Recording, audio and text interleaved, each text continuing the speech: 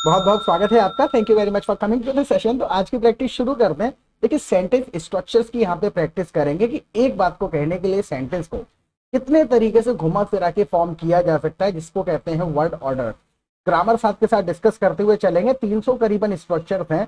अगर वो आपको समझ में आ जाते हैं तो मान के चलिए आपने कोई सेंटेंस कहीं से स्टार्ट, किसी भी शब्द से स्टार्ट कर दिया, उस सेंटेंस को परफेक्टली आप एंड कर पाएंगे, फिर आप बोलते समय अटकेंगे नहीं। जैसे कि अभी 7 बॉल बाकी थी, उससे पहले इंडिया मैच जीत गया। एक बेसिक सा सेंटेंस है। अब होता क्या है ना कि हम प्रॉब्लम ये है कि हम इस वर्ड ऑर्डर में ट्रांसलेट करने लग जाते हैं, इतने शब्दों में बोलने की कोशिश करते हैं। अभी 7 बॉल बाकी थी, उससे पहले इंडिया मैच जीत गया। देखिए कितने तरीके से इस बात को कहा जा सकता है। There were still 7 balls left, एक बेसिक तरीका है। इसके फिर ऑल्टरनेट देखते हैं कि और कितने तरीके से कह सकते हैं इसी बात को। There were still 7 balls left and India won the match. देखिए, देयर वर स्टिल का मतलब है अब भी 7 balls left and India won the match. अब देखिए, अभी सुनते समय आपको कंफ्यूजन नहीं हुआ होगा, क्योंकि होता यही है कि हम सुनते समय ध्यान से सुनते नहीं है, बोलते समय हम अटक जाते हैं। इसके अंदर एक छोटी सी समस्या देखिए। There were still 7 balls left and India won the match. हालांकि ये ग्रामेटिकली करेक्ट है, मैसेज भी सेम है और कॉमनली कहा भी जाता है, जबकि हमको इसको और क्लियर करने के लिए there were still 7 balls left when India won the match. Getting my point. English के हिसाब से, सेंटेंस स्ट्रक्चर के हिसाब से हमको ये कहना चाहिए व्हेन, यानी कि 7 बॉल बाकी थी जब इंडिया जीत गया। Getting my point. उससे पहले ही जीत गया था। तो होता क्या है कि बोलते समय हमें ये सारे शब्द बोलने पड़ते हैं। सुनते समय हम मेन मेन वर्ड्स से स्टोरी बना लेते हैं, बोलते समय एक एक शब्द अपनी जगह पे बोलना है तो अटक जाते हैं। इसलिए हर सेंटेंस को रिपीट करना बहुत ज्यादा जरूरी है। वर्ड ऑर्डर की आदत डालिए। सो आप यहाँ पर हालांकि and when you can say both, दोनों को कहा जा सकता है, कॉमनली कहे जाते हैं ऐसी कंडीशन में। दोनों के दोनों सेंटेंसेस आपके करेक्ट हैं। So there were still 7 balls left when India won the match.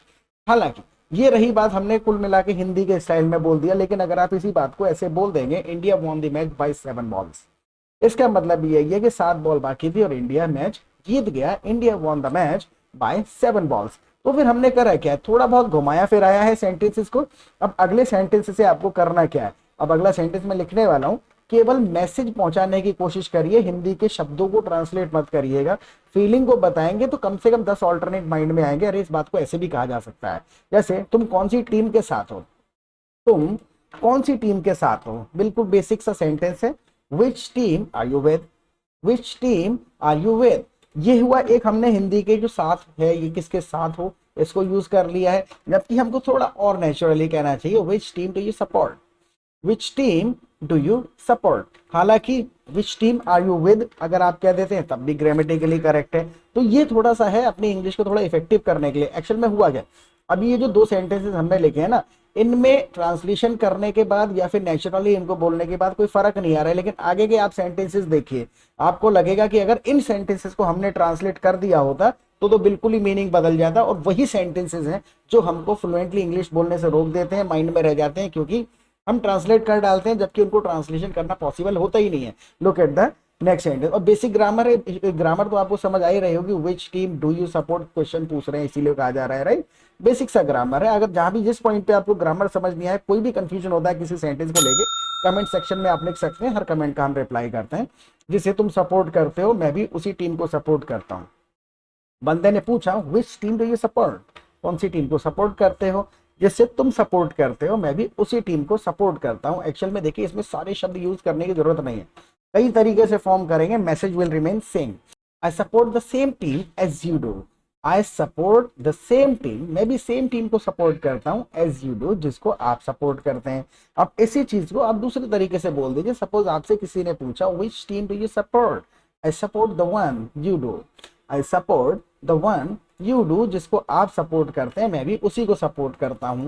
इसमें आपने सारे शब्द यूज नहीं करे, कैजुअल तरीका कह दिया, I support the same team as you do, इसमें सारे शब्द इस्तेमाल कर लिए। या फिर आई सपोर्ट द वन, उसी की बात हो रही है, मैं भी उसी को सपोर्ट करता हूं जिसको आप करते हैं।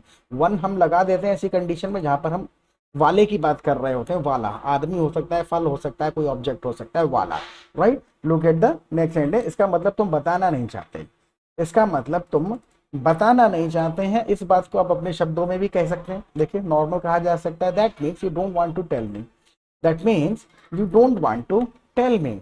आप इसी चीज को ऐसे कह दीजिए, you don't want to disclose, that means you don't want to disclose, disclose का मतलब ये बताना कुल मिलाकर के इस कंडीशन में, जबकि डिस्क्लोज और ज्यादा यहाँ पे सुटेबल साउंड कर रहा है। इसी चीज को आप तीसरे तरीके से कहिए, that means you don't want to reveal. अब देखिए, रिवील का मतलब भी है राज खोलना बताना, टेल का मतलब भी है बताना, और डिस्क्लोज का मतलब भी है बताना। लेकिन इस कंडीशन में कौन सा ज्यादा सूटेबल है, वो चीज हमको कैसे पता चलेगी? Only by listening to the situational English. जब हम सिचुएशन में वर्ड सुनेंगे, सेंटेंस के ऑर्डर को, वर्ड ऑर्डर को सुनेंगे, तो पता चलेगा एम्फेसाइज करने के लिए, फीलिंग भरने के लिए कौन से शब्द यूज करने हैं इस कंडीशन में, और सेंटेंस कैसे फॉर्म करना है। और उसको सीखने के लिए अगर आप हमारे चैनल पर पहली बार आए हैं तो प्लीज चैनल को सब्सक्राइब कर लीजिएगा। दूसरा, आप हमारी लाइव क्लासेस भी अटेंड कर सकते हैं। देखिए, लाइव क्लासेस के दो फायदे होंगे।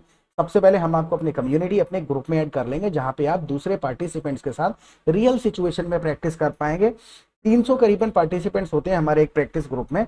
उसमें पूरा दिन रैंडम टॉपिक्स पे कॉन्वर्सेशन चलती रहती है। लोग अपने अपने सेंटेंसेस लिखते रहते हैं कि इंडिया क्यों हार गई, तुम्हें क्या लगता है इंडिया इस बार जीतेगी या नहीं जीतेगी, नहीं मुझे तो लगता नहीं क्योंकि पिछले 2 मैच हार गई है। तो इस प्रकार के छोटे छोटे सेंटेंसेस जब लोग लिखते रहते हैं ना, तो हमें सेंटेंस स्ट्रक्चर्स पता चलते हैं कि एक बात को कितने तरीके से कहा जा सकता है। कोई बेसिक ट्रांसलेशन करता है, कोई अच्छे तरीके से फॉर्म करता है, सेंटेंस को थोड़ा जानता है, कोई एडियम यूज करता है, कोई फ्रेज वगैरह यूज करते हैं। तो हमें ब्रॉड इंग्लिश पता चलती है एक सिचुएशन में क्या क्या कहा जा सकता है एक मैसेज को पहुंचाने के लिए, राइट। 300 करीबन स्ट्रक्चर्स हैं, वो जब आप सिचुएशनल प्रैक्टिस करेंगे सिचुएशन में सब याद हो जाएंगे। और सिर्फ आप चैटिंग नहीं करनी है, वहां पर आप फोन पे किसी के साथ बात कर सकते हैं। 2 घंटे, 3 घंटे, 5 घंटे, जितना भी समय फोन पे बात करेंगे तो फ्लुएंसी आएगी, सेंटेंसेस को बोलने की आदत पड़ेगी।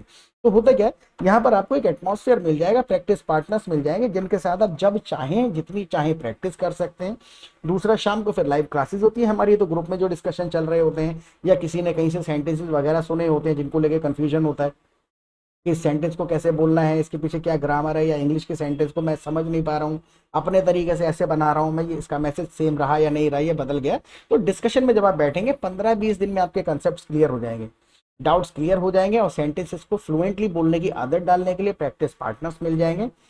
सब कुछ मिल जाएगा जो फ्लुएंसी के लिए जरूरी है। और दूसरी चीज, कोई मंथली फी चार्ज नहीं करते हैं, वन टाइम एक बार आपको रजिस्ट्रेशन फी देना है।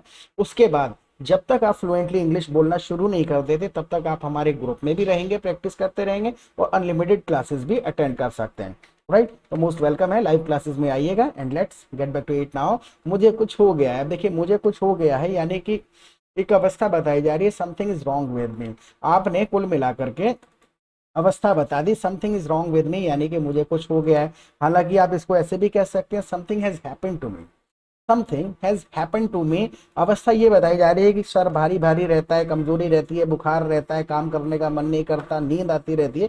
ये कुछ अवस्थाएं हैं हर आदमी के साथ जो होती है, वो अवस्थाएं बताएंगे हम यहाँ पर। So something is wrong with me, something is wrong with me, मुझे कुछ हो गया, या फिर something has happened to me, मुझे कुछ हो गया, या फिर I don't know what's wrong with मी।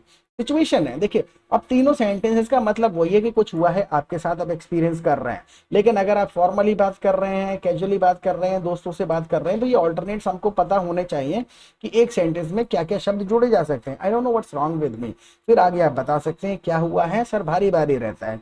अब अगर मेरा सर भारी भारी रहता है तो आप नॉर्मल कह सकते हैं, my head feels heavy, my head feels heavy.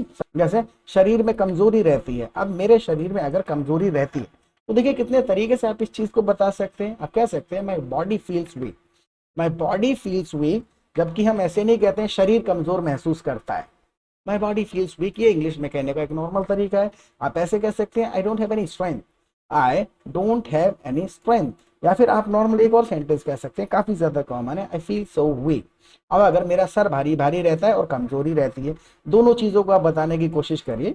Sir भारी भारी रहता है और कमजोरी रहती है, ये दोनों सेंटेंसेस अभी अभी हमने यूज किए हैं, लेकिन आप याद है या फिर नहीं भी याद है, अपने शब्दों में आप ये दो बातें बताने की कोशिश जरूर करिएगा कमेंट सेक्शन में। इंग्लिश में आप ऊपर जाके मत देखिएगा कि पता नहीं मुझे क्या हो गया है, मेरा सर भारी भारी रहता है और कमजोरी रहती है। ये सिचुएशन अपने शब्दों में बताने की कोशिश करिए, आपका सेंटेंस ठीक होगा, then I will give you a like. तो समझ जाइएगा कि आपका सेंटेंस ठीक है, और गलत होगा तो उसको थोड़ा बहुत करेक्ट कर देंगे, करेक्ट करने लायक होगा तो। Alright, look at the next sentence. कुछ करने का मन नहीं होता, जैसे कि सर भारी भारी रहता है और शरीर में कमजोरी रहती है, कुछ करने का मन नहीं होता, so I don't feel like doing anything, I don't feel like doing anything. अब यहाँ पर हमने क्या करा है, ट्रांसलेशन कर दिया है, right. I don't have any strength to do anything, I don't want to do anything, ये भी कहा जा सकता है अगर आप कंटेक्स्ट में बात कर रहे हैं। तीनों तरीके से कहा जा सकता है। I feel so weak, I don't want to do anything. इसका मतलब ये नहीं कि आप अपनी मंशा बता रहे हैं उस सिचुएशन में कि मैं कुछ नहीं करना चाहता, ये कह दिया जाता है। तो इंग्लिश में कुछ बातों को अलग तरीके से एक्सप्रेस किया जाता है, फीलिंग्स को हिंदी के हिसाब से मिलान करके फिर हम उनको बिगाड़ देते हैं, right. Look at the next sentence. ऐसा लगता है बस पूरा दिन सोते रहो, ऐसा लगता है बस पूरा दिन सोते रहो। So I just feel like sleeping all day, I just feel like sleeping all day. Feel like का मतलब ही है मेरा जब मन करता है कुछ भी करने का तो आई फील लाइक तुमसे बात करने का मन करता है, I feel like talking to you. ऐसा लगता है पूरे दिन तुमसे बात करता रहूं, I feel like talking to you all day.